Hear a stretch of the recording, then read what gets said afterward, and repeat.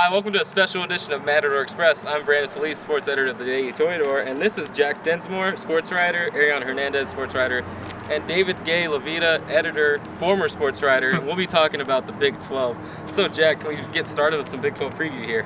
Well, I think Mahomes is obviously going to dominate in the passing game against Kansas. I mean, he has 1,493 passing yards right now, and he has 14 passing touchdowns and 4 rushing touchdowns, so he is dominating so far. 18 total touchdowns. He has to continue that domination, though, to be successful in the Big 12, because if the whole team wants to be successful, the offense has to carry them. So I think that the defense really has to play well for this team to succeed. Obviously, we know that the offense has stepped up with Mahomes being the way that he is.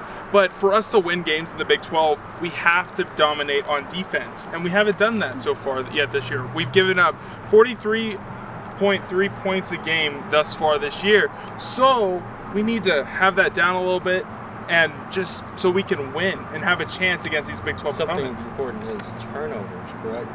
Turnovers. Yeah, we've had 0 interceptions so far this year and only 2 fumbles. Yeah, it's unacceptable. We need to get that turnover game up. Against like Baylor and TCU, you definitely need to get those turnovers because they're powerful teams. Yeah, definitely. You don't ruin their momentum, then they're going to ruin you. It changes the game. It changes the game. Yeah. They got to take advantage of every possession when they're on offense or when they're on defense. They just really need to step up here, and I know they love this home field advantage. And Jack mentioned Oklahoma, Texas. We'll be here. Yeah, I think the key game for us this year is Texas Tech versus Oklahoma here at home, because it's homecoming for Baker Mayfield. There you go. I was waiting for it. I was going to ask. Yeah, and he's going to have to dominate this game. He has something to prove here, because this is the team that he left dry. He just left us. Yeah, he did. And there's been some conflict there, and they're and honestly, the past hasn't really been good for the Red Raiders against the Sooners. Am I correct? Yeah, Texas Tech has gone 6-17 against the Sooners. The last win for Tech came in 2009, and Oklahoma currently has a 4-game win streak against Tech. So, and to be honest with you, I don't see that changing. I think Oklahoma's going to dominate this game. I really do. If our defense doesn't change, like I said earlier. What do you think? How do you think this game's going to play out? Oklahoma, big team. I don't know. It's gonna be a tough one. Jack, do you have any opinion? I actually think Tech has a really good chance at beating Oklahoma. Oklahoma's not starting off great like they did like last year, because Oklahoma finished like I believe it was 11-2 or something like that, and now they're kind of starting sluggish a little bit. They did, and but remember they played some good teams. Yeah, exactly, and I'll be on tab with Jack though. I still feel like Tech has a great chance, especially at home.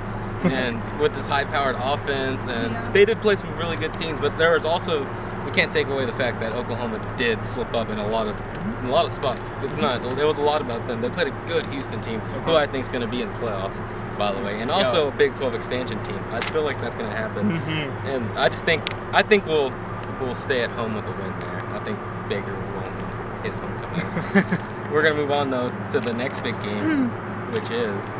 Yeah, that's TCU. TCU and Tech play on October 29. That's going to be a big one, too. TCU currently holds a 2-win streak against Tech. The last time that Tech won was in 2013. And Should have won last year. Should have won last year. You're right. They should have won last year. And that last year was, as we said, it was here at the Jones, so we will be going to Fort Worth. So that's going to be another very interesting battle there. Big 12 matchups are crazy. Tech leads TCU overall in history, though, 30-25 record. And like she said, they have a 2-game win streak there, Jack, right? Yeah, I mean, TCU, again, they're starting off good again this year. I think they'll probably be second in the Big 12. Okay. It's going to be another challenging game, I think. Yeah. I mean, I think it'll be tough, especially on the road. I think so, too. Away. Away. It's an away game. I think it's going to be tough. It's going to be very interesting to see how that game plays out. I don't think it's as huge as Oklahoma or this next game, which is the good one, Texas. Yes. Well, Texas, they started off real good. They defeated Notre Dame. Did they start off real good? I'd say so. They're here in Lubbock, we all have very various opinions on Texas. I would say they started off well as well. So. Okay. I mean, they did lose to California, which was probably really disappointing for them. And to former quarterback Davis Webb, Tech quarterback there. Yeah. and just.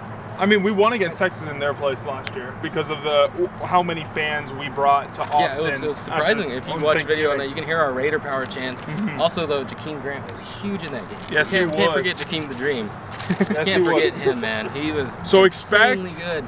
Expect a lot of Longhorn fans to be here. Yeah, exactly. And expect them to be loud and proud.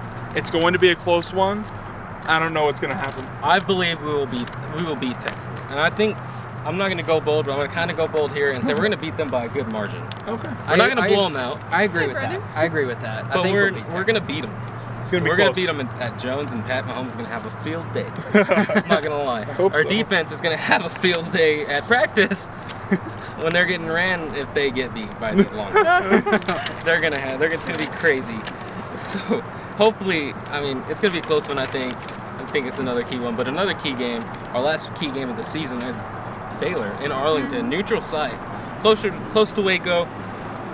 You know, it's not too far away from here. We're in on Texas. Black Friday. On Black Friday. On Black Friday. So you're gonna skip your shopping. I say you should go watch Tech football instead because they need your help. Because Baylor right now is our clear winner as a panel for the Big 12. And it is. I just think they can definitely they can take it. It's their conference, honestly, if they want to take it.